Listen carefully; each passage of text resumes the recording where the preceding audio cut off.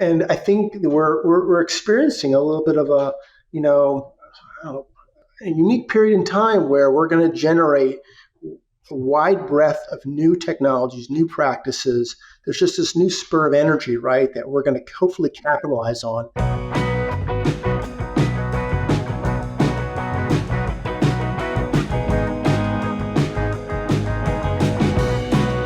On this episode of the Dairy Podcast Show, the tables are turned because one of your regular hosts, Dr. Joe McFadden, is the guest today. And I'm Peggy Coffeen from the Up Level Dairy Podcast, here to turn those tables and ask the questions to Dr. Joe McFadden from Cornell University and tell a little bit of his story about who he is, how he got to where he's at, and what drives him in the research that he's doing. And so, Joe, welcome to your show, the Dairy Podcast Show. Yeah, thanks, Peggy. This is a little bit weird, but let's do it. All right. Okay. So Joe, you have been on this journey for many, many years through education and research, and it has taken you from Cornell University as an undergrad to University of Illinois for your master's, to your doctorate at Virginia Tech, and a postdoc at John Hopkins University. But what got you on this path in the first place? Why have you so fervently pursued learning, research, and teaching on these topics related to milk production, methane reduction, even human health? Well, I was just telling the story the other day, and people don't, probably a lot of my advisees don't necessarily realize this, but I often ask my advisees, like, why are you, coming to Cornell? Like, what's the mission? What's the drive? And many of my advisees are still figuring things out, which is completely acceptable. And I try to help them, figure out their career plans, right? But for me, it actually all started in the fifth grade. Oh, good. Okay. This is like, it's good. Take us back to fifth grade, Joe. Way back. Okay. So actually in the fourth and fifth grade, I used to shadow small animal vets because I knew I was interested in animals. And then I didn't really find it truly enjoyable. It just wasn't for me. And so my parents would take me to travel along with a large animal vet in about the fifth and sixth grade. And then there was this time where we had this college fair, and this teacher came up to us and said, "Hey, we want to buy a hat, represents a college, get us to think about where we might want to go to college." And I said, "Well, what college studies animal sciences?" And she said, "Cornell." So ever since the fifth grade, I think it was fifth or sixth grade, I had that sort of figured out. And I obviously wanted to be a veterinarian. And initially, I didn't know anything about research or, what I do now was a sort of entirely new area of discipline that I was introduced to when I came to Cornell. But that's sort of how it all started. Adiseo, a global leader in nutritional solutions and the provider of Smartamine M, the best-in-class rumen-protected methionine product for dairy producers who want to optimize milk production, capture more value from their components, and maintain their lifetime performance of their herds. For more product information and to calculate your return on investment when you balance your feed with amino acids, go to milkpay.com. Yeah. Okay. So we go back to the fifth grade. You've been wearing a Cornell hat ever since then. And now that's the institution that you're working for. How cool is that? Yeah, it's a little bit weird. It's even weirder because I'm in the same office as my prior advisor. My advisor was Dr. Dale Bauman. And that's where I started. And when they opened up the door, the same desk was still in here. I changed the desk out, but it's a little bit unique in that way. But I think I want to sort of mention, like why the cow and what sort of, why did I make that my life's mission to study the cow? It's a really unique animal. I just really became fascinated. Not coming from a farm, mind you. I was just no farm background at all, but had the unique experience at that early of an age to work and travel with a large animal vet. That just was a complete wonder to me. And I just really wanted to know how the cow worked. I just absolutely wanted to know everything I could know about the cow. And I would come back and tell stories to all my friends, and they're like, "Oh, wow, that was really neat," right? And so I just kept the drive and motivation alive to really study as much as I possibly could. And really grateful for the ride I've had so far. Yeah. And so you've been knee deep, elbow deep, I'm assuming at times too, in studying the cow. But really your research is so much bigger than that. The things that you're looking at now are far beyond that cow. They're about the impacts that individual cow and cows collectively around the world are having on our future. And also, some of your research has pertained back to human health and the interactions there as well. So just give us a snapshot. What are some of the things that you're working on now? Yeah, so now it's really unique how my career, I feel like how it has evolved over time. Like when I first started out, I felt very much focused on a very specific area of science and didn't put much thought into how it related to everything else around it, right? And I think as you get older, you start to have more experience and you start to see the interactions a little bit more clearer. And so now we're really at a unique time in terms of the program because we're shifting more towards enteric methane mitigation.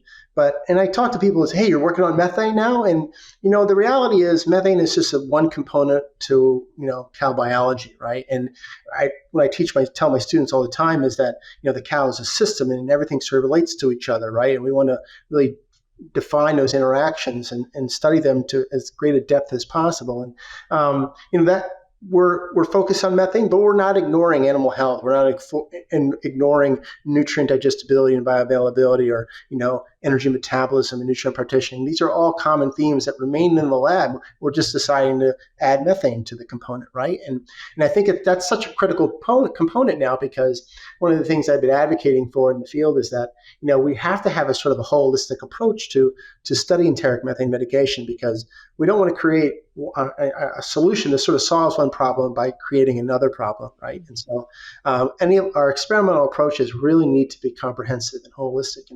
And so that's that component, but there's also this human component. And, what I see happening now is we're starting to expand our efforts in South Asia, in particular India. And India has 300 million cows and buffaloes, and their efficiency to produce milk is far less than the cows in the United States. And there's a lot of opportunity there to translate knowledge that we've already learned and also learn from them at the same time to figure out how we could, improve our own production systems. And it's just so much. I love learning. I love the ride. I love following the science, and it's led me to India right now, at least part of the time. Yeah, and you just touched a little bit on the human impacts, Yep. and I think one of the things that's really interesting about your path that took you where you're at is the time that you spent at Johns Hopkins working on the human health side. Can you just elaborate a little bit more on why you chose to go into a department that specialized? It was neuroscience, correct? Yeah, exactly, right. Well, How did you end up there? well, you can blame my wife, I guess. No, I'll do it. Yeah. you can't blame her. She takes all the credit. That said, what happened was I was finishing my degree at Virginia Tech, and she was working on her architecture degree in D.C. And so I decided to say, what can I do a little bit different that I would think provide me with, some complementary strengths in terms of my training. And at Johns Hopkins Medicine, they were studying fat metabolism in the brain.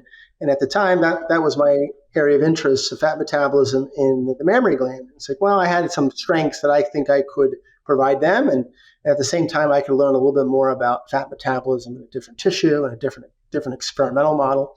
And at the time, metabolomics and lipidomics, which is a sort of a system-based approach using mass spectrometry to comprehensively profile metabolites, that was relatively new technology and really wasn't applied yet in domestic animals, especially the dairy cow. And so it was a good move when I look back at my career progression. I think that was the one moment where it was really pivotal because I was able to understand sort of that human health component in terms of, there's a lot of conversation at the time about saturated fats and obesity and, inflammation, diabetes. That kind of conversation was at its peak and still at its peak in a way.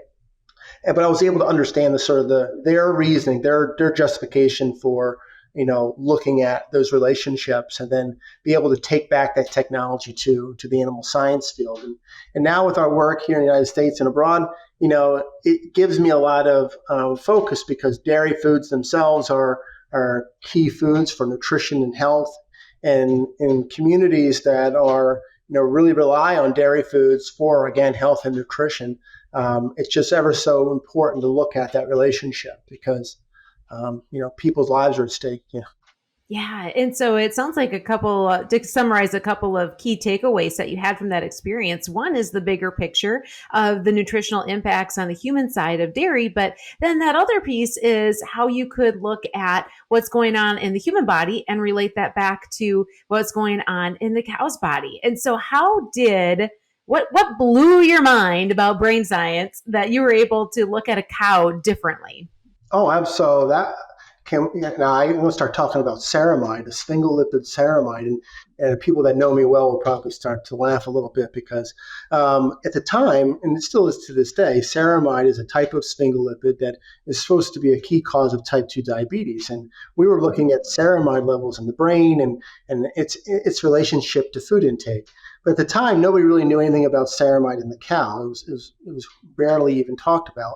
And so there was this idea to say, okay, well, there's a lot of similarities between a human with lipotoxicity and insulin resistance and a cow that has experienced a decrease in insulin response and having higher circulating fatty acids, during early lactation. And the question was, does ceramide sort of play a role in that? And that was the translation. And we've been doing this now for 10 years. We still have ceramide-related studies with our NSF funding that are ongoing, and it's pretty crazy. I love to see scenarios there, though, where we take what we learn from the cow, and translate that back to the human world. I would love to see more of that flow of information. Yeah.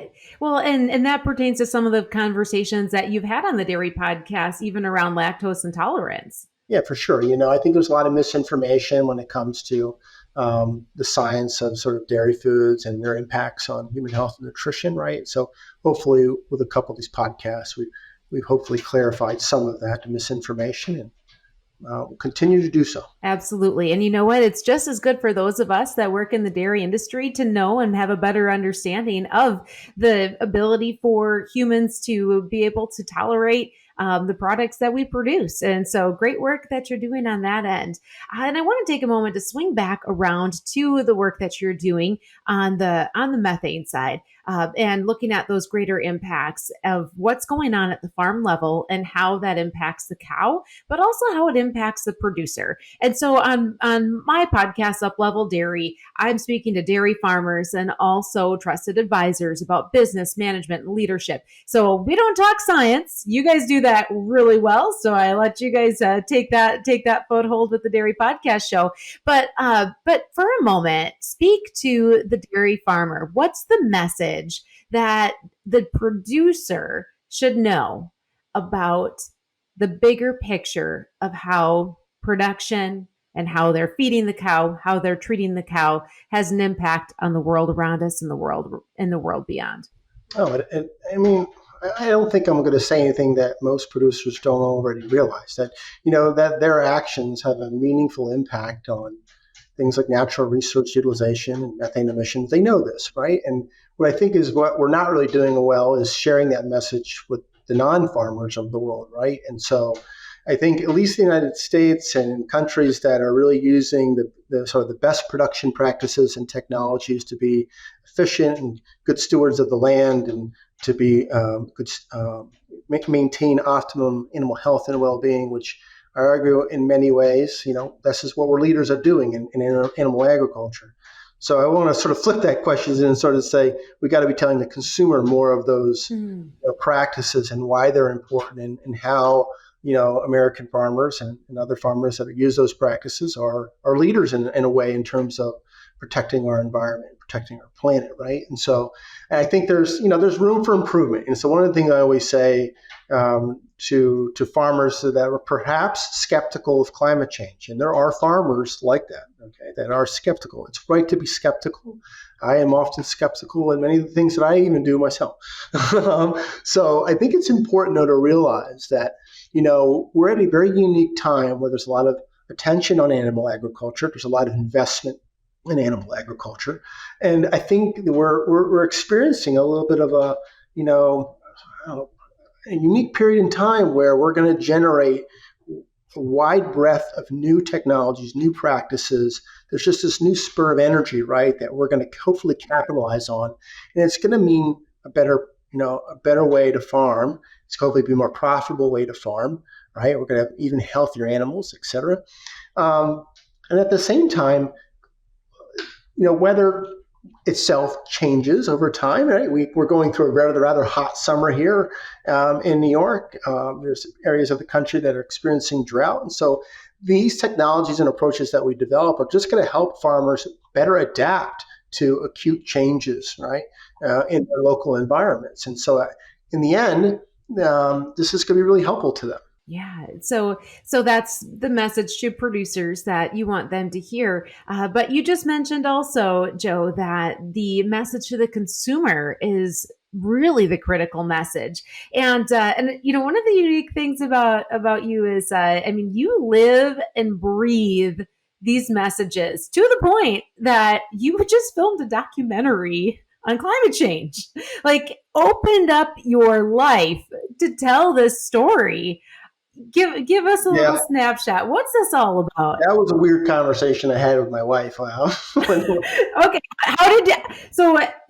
Did you start this conversation? What happened was, I don't want to provide too many details because the things are going to be released sooner. Okay. I will say that there was a documentary film producer named Michael Dwyer. I can say that, and he's done numerous documentaries. He currently has a show on about the Bee Gees, I believe, on HBO, and he's filmed a lot of well-known folks. And I was like, "Wow, Joe McFadden and methane, really?" Fits right with the Bee Gees, yeah. It's a little weird, but he's creating a concept. He sees how climate change is an issue, and he wants to know, like, what is the science that's currently the focus? Where is it going? What's the potential impact?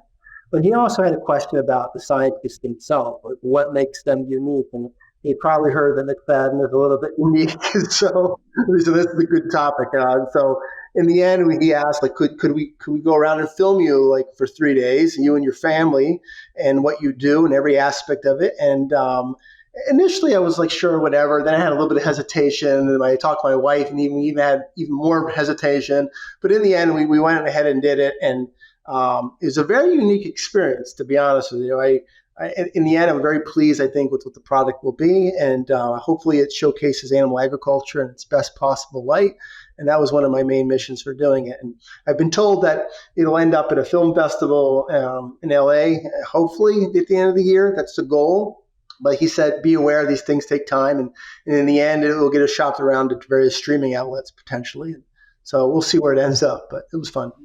Yeah. So you completed the filming, but back up. So they found you. Yeah. They found you and just reached out and said, "Hey, we hear you are one of the most passionate people in the entire world on this subject. We want to follow you around." I know they screened a bunch of scientists. So there's one other scientist that's not an animal scientist that was it's going to be part of the documentary or our follow-up documentary.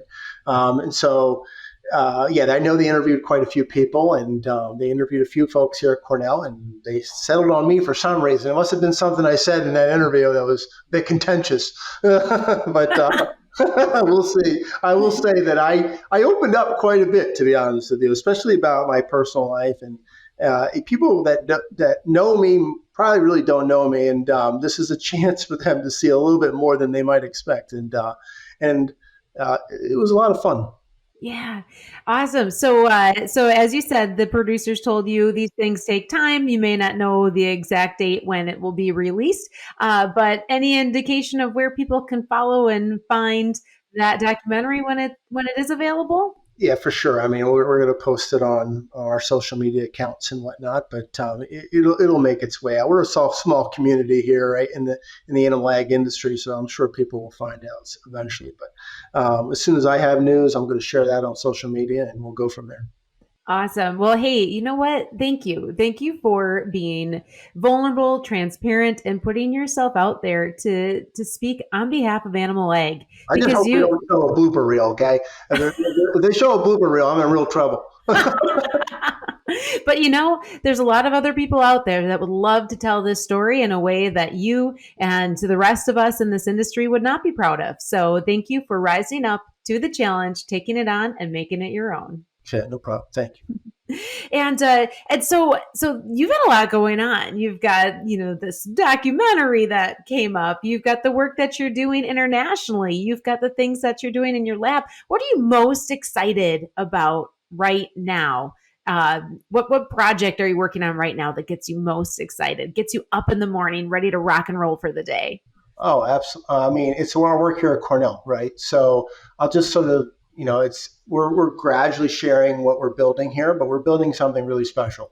And it really just came out of perfect timing and the opportunity that I saw to really, bring people together, right? And we at Cornell, we have such a unique sort of environment where you've got people from all sort of areas of dairy production that can converge together to really solve this enteric methane issue, right? And so it all started with the acquisition of respiration chamber systems that happened about 3 years ago. We acquired some of the funding, and it has surpassed $2 million to build this facility to allow for total gas exchange quantification in a controlled environment from having 4 chambers or 4 animals at once.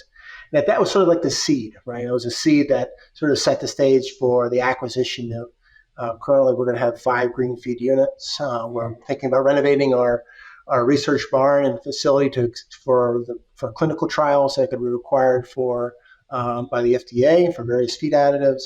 Where we just created we submitted an application to our college for faculty positions. I believe there was 26 or 29 total applications, and 5 were approved, including the one that we champion here in our department to hire a rumen microbiologist, a dairy economist, as well as somebody focused on sustainable food systems in developing countries. So there's a lot of momentum. There's 2 additional other hires we're looking at. So the department's growing, the infrastructure's growing, and we're working better together than ever before. So that's why I come to work. Wow. And so, when you would talk about that, I can hear your passion coming through. And when you look ahead at these new hires that you're bringing in to the program and to the group there, you're positioning Cornell to be really the top tier leader in this work. What's your vision? What's your vision 10, 20 years from now for how people will look at the work you're doing and the impact that we generated solutions that are effective and safe, right? It's not really that complex. Okay, what I fear is that we get bogged down sometimes by thinking too linear. We'll give you an example that there's a certain percent efficacy for feed additive X, right? But we ignore the periphery. And so I want our work to be seen, 10, 20 years down the line that, hey, they didn't ignore the periphery, that they're ensuring that the solutions, that the technology is safe for the cow and safe for the human. But at the same time, communicate that work to the public in a transparent manner, right? And so, unbiased, absolutely as well. We have to constantly showcase limitations and where we can improve. And then by doing so, I believe we can firmly garner the trust of the consumer and just ensure that our solutions are adoptable. So, it's a unique time. I would argue that Cornell has always been one of the leaders in terms of enhanced production efficiency. I would argue that when it came to looking at solutions at enteric methane mitigation, we were a bit behind, and I believe we caught up, and I believe we're on a fast track to be one of the top leaders in the field. And you are leading that charge. I'm trying. I'll say that. It's not always perfect, but we'll get there. Well, exciting times in your department, exciting times for our industry at large, and hopefully exciting times to come as we continue to learn more and see what comes out from the work that you're doing. And so, Joe, we've talked about the work that you're doing, but I'm going to switch things up a little bit and ask you a little bit more about you. And so my listeners on the Up Level Dairy podcast, they know that I always like to ask people 5 questions. I call them the Up Level 5. And I'm going to toss them out to you today. Okay. So question number 1 for you, Joe. What does success look like to you? How do you define success in what you do? Yeah, it's interesting you ask that question because I recently turned 40. I'm 41. And when I hit 40, that was a real moment in my life where I really thought about that question more than I ever thought about it before. When I was younger, it was about tangible things. It was about achieving X, Y, and Z in the next couple of years, right? But as you get older, things change, much so. And to me, I wanted to make sure that I was living a happy life, okay, that I had a family that I could, that I grew tighter with, over time. Even though I became more busier in my job, I really wanted to make sure that the success of my career enabled me to be close with my family. So I think we've done that. We actually recently acquired some farmland, and we started some projects I never thought I'd be doing, but that I truly enjoy. And I think in terms of my science, yeah, it's always exciting to see a successful outcome in terms of a study. But over time, again, as I get older and I enter these new part of my academic program, I really want to make sure that the solutions we generate are meaningful, that they actually are used, right? To me, the true joy is to see something that we've done actually be implemented in the field. And that has dramatically changed, because my earlier work, the work I was doing at Johns Hopkins, it may never actually translate into something of practicality, right? And so coming to Cornell, I was really forced in not necessarily forced is not the right word, but in an environment where they really, embody that philosophy that, the things that we do are really should have a meaningful impact. And so I'm really excited for the next 10 years, because we're going to hopefully have that impact. Yeah. And so success to you then is the impact, real impact from the work you're doing. But at the end of the day, to have that impact at home with your family too. Yeah. And it sounds like you should be adding the word farmer to your resume as well now. Yeah. Well, some people don't know this. It's a new. We just finished our first season, but I am a maple farmer. A sugar. You're a sugar farmer, huh? Yeah. I'm very much a small scale. We've got about 1,000 taps this year. We created a company called Ithaca Maple Works. We might expand that to 2,000 taps, but yeah, I do that every spring. Oh, very exciting. So are you a farmer, or is this just like a crazy science project? Oh, it's so fun. I mean, we're doing it to have a profitable, maple operation. So, and we're trying to keep it completely separate, but yeah, I can't ignore the science. Cornell has a strong maple program that helped me out along the way. And I have a couple ideas ourselves, even to merge it with the dairy world, actually. Oh. Yeah, the maple filtrate has a lot of minerals in it. So we wonder if it could be a mineral supplement. Oh boy, you're just getting started, aren't you? I am. Oh, so more to come from the maple business and Joe the farmer. And next question for you is, in 3 words, how do you want to show up each day? You're saying show up to work? Yeah, I mean, I want to show up, focused. Right? It might sound as though I lack focus, but in a way, I really want people to understand that, I'm trying to think about these interactions, like look at the complete system. But we definitely have objectives every day of the week that we think about. And so come focused and come prepared. I think positive. I want to be a positive person. I want to surround myself with positive people.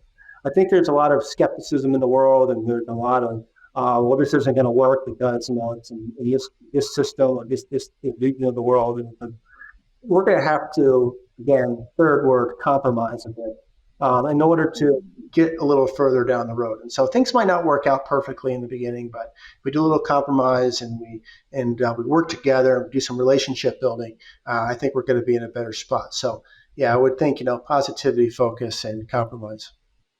Those are great ones, and they parlay right into the work that you're doing and the opportunity to have the impact you want because of being able to communicate among parties and stay focused and stay positive every single day. And Joe, question number 3. Who are the thought leaders that you follow? Now, sometimes people answer this with maybe an author or an icon, a public figure. Sometimes it's someone within their own family or a mentor. Who is it for you? Yeah. So, I really wanted to listen. So as we entered this enteric methane mitigation sort of focal point, I really wanted to take a step back. We were building the infrastructure. It was going to take a year or 2 to really get to that point. So I just wanted to step back and listen to people. So I actually did an exercise on behalf of the Global Methane Hub, talked to about 20, actually getting closer to 30 different PIs across the world. to be able to understand their perspective and use that as a way to grow personally, to listen and hear and learn from them and learn from that expertise. So there's that part. And I'm certainly being broad here in terms of the groups of people, but the other group would be my students. And I think, there's a lot of energy, there's a lot of enthusiasm, and I lead a lab, and the lab now has 10 different countries represented in the lab, which is phenomenal. I never thought that would ever happen. And it's really nice to be able to let them have the freedom to challenge me, to come up with ideas. And there, I could probably list a dozen times where a student had an idea just through their interaction. And I would think about it, and they would be persistent. And finally, it would sink in. I was like, yeah, that is a really good idea. Let's do it.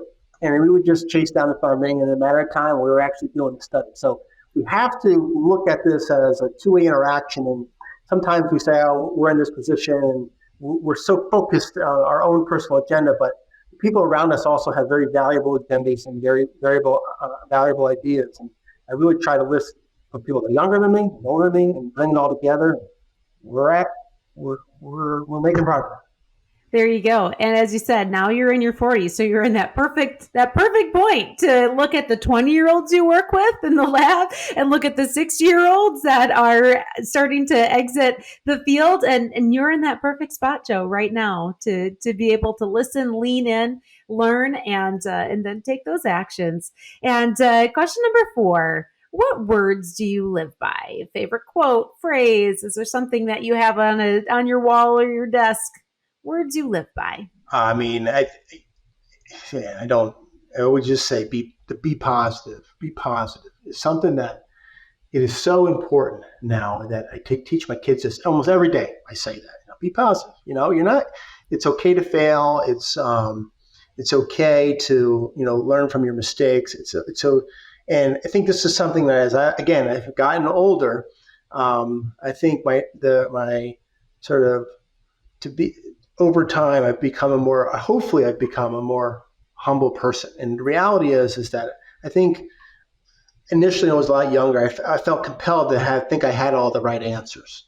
I really, now more so than ever, really try to embody the fact that even at my current position, when I get all these new advisees that come and grad students, and they think I got all the right answers, one of the first words I tell them when I meet them, I do not have all the right answers. That's like the first word that I tell them. I said, just so you know, you're going to have to challenge me. We're going to have discussions, because we try to push the field of science as hard as we possibly can, right to the edge. And it's an area of unknown biology, right? And so I have to listen. We have to listen to other people. We have to be willing to take a risk and to make mistakes. So be positive. Take some risks in life. We'll get there. Yeah, and great guidance for those young people that you work with. Do you think there's a different level of pressure on the students that you work with right now, or a level of pressure they put on themselves to maybe have all the answers, or maybe it's a perfectionist idea that they have in their head? What do you see and shift in the students that you work with in the last few years? I do. I mean, I think I definitely, it's a high pressure environment. There's no question about that, right? And it's a competitive environment, and we try our best to really, encourage our students to speak up, even when you think you don't have the right answer. Just speak up. And if I were to look back at my younger self, I would say to myself, hey, listen, just talk more, just be more willing to just say the wrong thing. Nobody's out there judging you, right? And so sometimes I feel like my students have that fear, and I really constantly repeat them. It's okay to talk. It's okay to say things that you think that are just, maybe you think you should have known that because you should have paid attention in that class, so now you're going to be quiet. That's the time you speak up, because you're only on this planet for so short of time, and it's not going to. We want our students to succeed. We want to be able to have good engagement, and we want to learn from each other. So, that's been the philosophy, I guess, is that students need to be okay with speaking up and being wrong sometimes. It's okay. Yeah. And lucky students that get to work with you, that have you as a mentor, not just for the science, but also for those lessons in life that will carry them forward. And last question that I have for you from my up level 5, the last one I always ask is, what is your next up level? What is the area of your life, personally, professionally, that you're taking to the next level right now? Next level. Oh, well, I will say that in my work life, it's our work in India. It's there'll be an announcement in the near future about some of the efforts that we're doing. But one of the goals is to build a feed library for the country of India with expertise in India. It's a major challenge, a major undertaking, and it's going to be a real experience. And it's going to be put our lab in India, myself in India, and perhaps my family as well for a bit of time. And so that's going to be a really unique time in my life and hopefully the lives of many others. And then at home, we're always trying to kick it up a notch at the McFadden household. I will say that we're trying. My wife told me I was not allowed to have any ruminants on the farm unless I stopped traveling. So that's a hard no, even though I'm really pushing hard on that one. But we're doing things like we just did get some broilers. We're expanding that, and again, expand the maple operation, get into more retail outlets. Work on different products and things like that. I love that part of my home life, and being able to work with my kids and my wife all in the same business. That's a really special experience. That certainly is. Yeah. Well, congratulations and best wishes in both of those areas. The work that is drawing you to India, and also the work that you're doing right there at home. What is it about India? What attracts you to that region? A couple of years ago, the Environmental Defense Fund came to Cornell and started talking about India. And it just got me thinking. And I went back and I was studying it, and it's got 300 million cattle and buffalo managed by 75 million smallholder farmers. Okay, there's about 9 million dairy cows in the United States and roughly 40,000 farmers. And that difference is remarkable. Right? And so then I had a chance to visit. And it's just such a unique environment. They have so many challenges. Now the most populous country in the world. And so they produce about 22% of the world's dairy. And they have a lot of great ideas. I've seen things like biogas fermenters on smallholder farms, solar production to help farmers, make income. And we have to continue to help to find ways to support them. And I think we have some of the tools to do that. So at the same time, help us maybe curb some of the methane and help promote a better planet. So we'll see. All right. Well, Joe, thank you for tackling the up level 5. And as we close out our time together here, I have a question for you that I have heard you ask another guest in the past when you have those conversations about lactose intolerance. I can tell you're pretty passionate about eating ice cream. Yes, from other episodes. So what is your favorite ice cream flavor, Joe? My favorite ice cream, chocolate peanut butter cup. I would say mint ice cream, mint chocolate chip, black raspberry. See, I have too many to list already. Okay, that's my problem. What I've been trying to do, and if the listeners of this podcast can do one thing, they could probably contact the food science department at Cornell University and let Joe McFadden go create an ice cream flavor. All right, we'll create an ice cream flavor that epitomizes dairy production and all of our sustainability efforts. Okay. Oh my gosh! Can we do that? All right, that would be really good. I've been trying to push hard to make this happen, and with very little progress. So I need the listeners to do this. All right. So the listeners that are up for the challenge of the McFadden flavored ice cream, and there's got to be maple syrup in it, right? Oh, probably. So this is the next set. This is really your next up level, is your ice cream flavor that encompasses everything, Joe. Yes. From the enteric methane to the maple syrup and everything in between, and a little sprinkle of India on the top. Okay. Yeah, that may be too extreme, but I can't live to be at this university and not be able to have this opportunity. So hopefully it'll come true one day. Excellent. Well, hey, Joe, thank you for being the guest today on the Dairy Podcast Show. And again, I'm Peggy Coffeen from the Up Level Dairy Podcast. And on the Up Level Dairy Podcast, every week I have conversations with dairy farm owners, managers, and trusted advisors in the industry on topics related to business, management, and leadership. And you can find the Up Level Dairy Podcast on Apple, Spotify, Amazon, and YouTube as well. All right. Thanks for letting me jump in to the Dairy Podcast Show.